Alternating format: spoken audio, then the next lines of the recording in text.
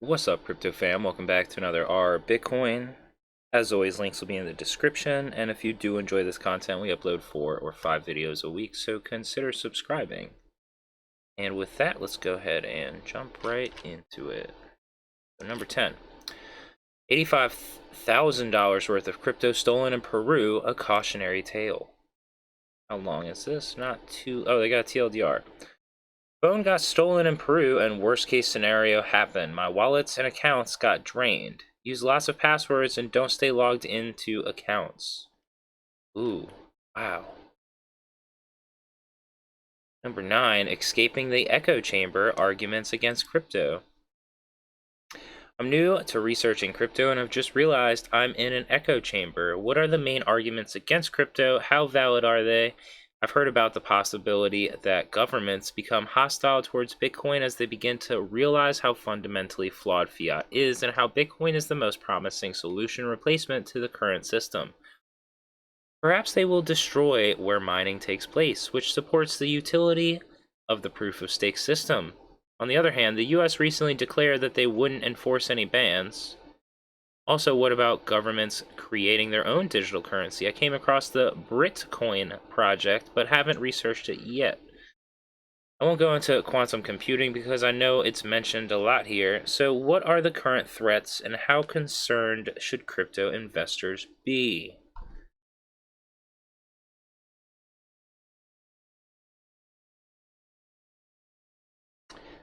Number 8. Bitcoin is the single best shot at achieving liberty in our lifetime. BitcoinMagazine.com. Got TLDR bot coin here, coin feeds bot. Bitcoin is the only realistic pathway to the libertarian bon mot.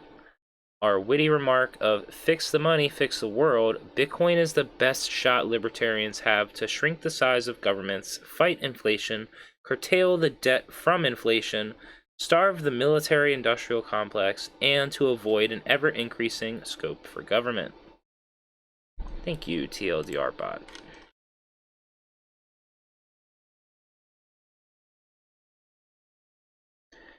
Number 7, wow, first time I see a positive Bitcoin post on top of R Sports. This is a good sign. I hope one day the same happens on R Technology, where only the negative Bitcoin posts make it to the top. NP link. Oh, okay. That's just over to the other one. Was that Odell Beckham, I think it was, that we saw yesterday? That's getting his whole paycheck in Bitcoin. Number 6, my entire wealth is on Bitcoin. Am I doing it wrong? I don't get why more people don't do this. I don't have savings account, no emergency fund. All my savings is in Bitcoin. Bitcoin is my savings account, yet I see most people allocate 10 to 20% of their money to Bitcoin. I don't do stocks, no real estate too. I am 100% in Bitcoin. Am I being dumb? Man, all I can say is thank God for crypto. If I didn't have Bitcoin, I don't know if I'd have a car right now. Like, I don't know if I'd have, a roof over my head right now. If I wasn't mining, I don't know if I could live. Like, it's just crazy how much crypto has changed my life and continues to change it.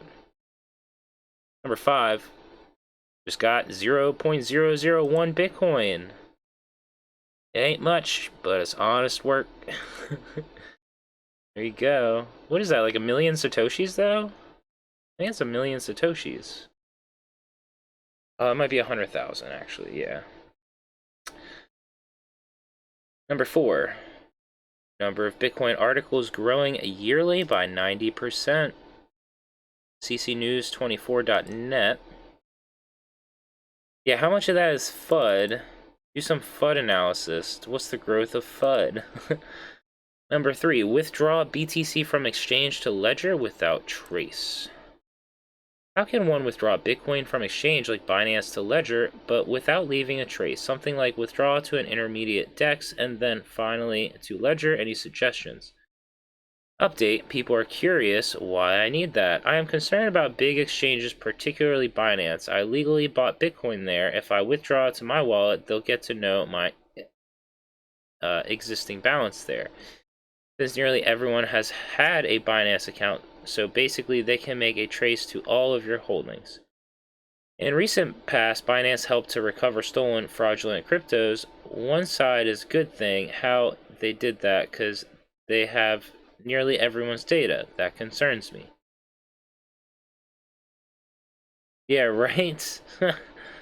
Yeah, you can send it to me, and then I'll send it to you.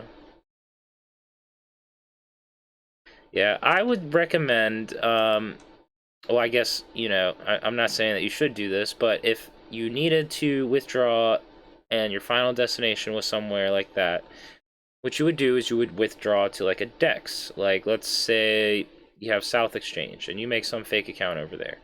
And it's whatever. So you have your real Binance account that you bought Bitcoin on. You send your Bitcoin over to that first DEX. And then what you're going to do is you're going to switch it to something like Monero or whatever. And then you send that to another DEX. And then you trade that back to Bitcoin, and then you withdraw your Bitcoin wherever you want. And then you have basically untraceable Bitcoin. Number 2, El Salvador Dollar-Denominated bond crash as country launches Bitcoin alternative. Well, yeah, what would you expect? The IMF insists they should not use Bitcoin. Well, sure. You can insist all you want. Number 1, Bitcoin is our only way out. Ooh, we got a nice little video here. What do we got today? Very sound. The government creates glorified IOUs. These bonds increase our national debt and put the public on the hook to pay it back. Step 2. IOUs are swapped to create currency. The Treasury sells the bonds to the banks. The banks then turn around and sell our national debt at a profit to the Federal Reserve, which they probably own.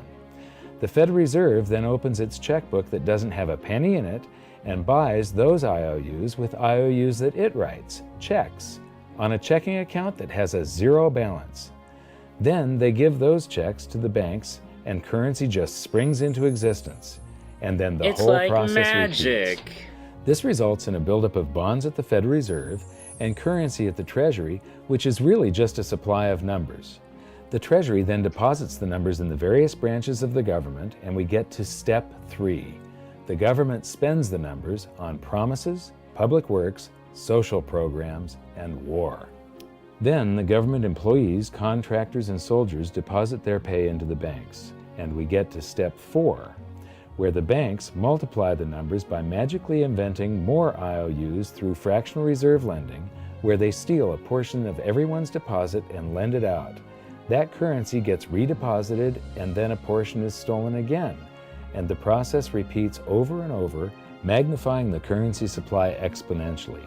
Then we work for some of those numbers, which brings us to step 5, where our numbers are taxed. We pay tax to the IRS, who then turns our numbers over to the Treasury, so the Treasury can pay the principal plus the interest on bonds that were purchased by the Federal Reserve with a check from nothing. Then we get to step 6, the debt ceiling delusion. The system is designed to require ever-increasing levels of debt and will eventually collapse under its own weight because politicians always kick the can down the road. They don't want it to collapse on their watch. And finally, step 7, the secret owners take their cut. The world's largest banks own the Federal Reserve. Those banks make a profit selling our national debt to the Fed. They make a profit when the Fed pays them interest on the reserves held at the Fed, and the Fed pays them a 6% dividend on their ownership of the Fed. This system is fundamentally evil. It funnels wealth from the working population That's what I thought it was. to the government and the banking sector. It is the cause of the artificial booms and busts of modern economies, and it causes great disparity of wealth between the rich and the working class. And it is only possible because we no longer use real money, we use currency. But worst of all, it is a form of enslavement. Bond is the root word of bondage. Whenever a government issues a bond, it is a promise to make us pay tax in the future. Nobody asked you if you wanted to pay tax today for the prosperity we all enjoyed in the last century. Nobody is asking our children if they want to work hard in the future to pay for the prosperity we're enjoying now. George Washington once wrote to James Madison, No generation this? has the right to contract debts greater than can be paid off during the course of its own existence. Mike Maloney. Okay, thank you. My brain was just like, who? Like, I knew that voice, and then when I saw him, like I definitely recognized him. I just couldn't remember his name. But Mike Maloney, that's definitely who it is. Great person. Check him out. Anyway, that's it for our Bitcoin top 10 past 24 hours for today. I'm Bitcoin Jake09. Peace, love, and hodl.